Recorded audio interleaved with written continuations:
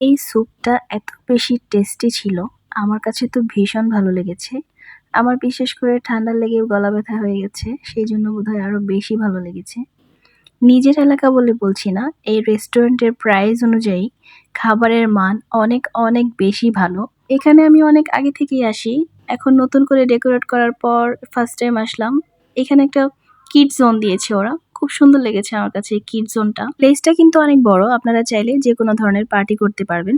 এবার অ্যাড্রেসটা দিয়ে দিই, এটা হচ্ছে গাজীপুর কালীগঞ্জ বাস স্ট্যান্ডের পাশে ফুড ক্লাব নামে এই রেস্টুরেন্টটি। আপনারা চাইলে আসতে পারেন, আশা করি হতাশ হবেন না। আসলে কিন্তু খিচুড়িটা মাস্ট ট্রাই করবেন, এটা একদমই মিস করবেন না। তাছাড়া রয়েছে Naga burger, Thai soup, cashew nut salad. এগুলো তো অনেক বেশি মজা এবং প্রাইস রেঞ্জ অনেক বেশি কম। যেই খাবারগুলো আমার কাছে বেশি ভালো লাগে আমি সেগুলোরই নাম বলেছি। এছাড়াও অনেক অনেক খাবার আছে। এখন নতুন করে আরো অনেক খাবার মেনুতে অ্যাড করা হয়েছে, আপনারা আসলেই দেখতে পারবেন। আজকে কোনো কিছু খাওয়ার মুডে ছিলাম না, গলাটাও বেশ ব্যথা করছিল, সেই জন্য আজকে আমি মোমো স্যুপটা অর্ডার করেছি মাত্র 120 টাকায়। এত মজার স্যুপ।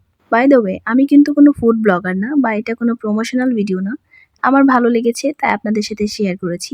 আপনাদের ভালো লাগলে আপনারাও আসতে পারেন, আশা করি হতাশ হবেন না, আপনাদেরও ভালো লাগবে।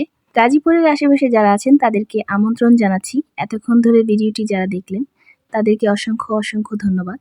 সবাই ভালো থাকবেন, সুস্থ থাকবেন। আমার ভিডিওটি ভালো লেগে থাকলে চ্যানেলটি সাবস্ক্রাইব করে দিবেন। টাটা।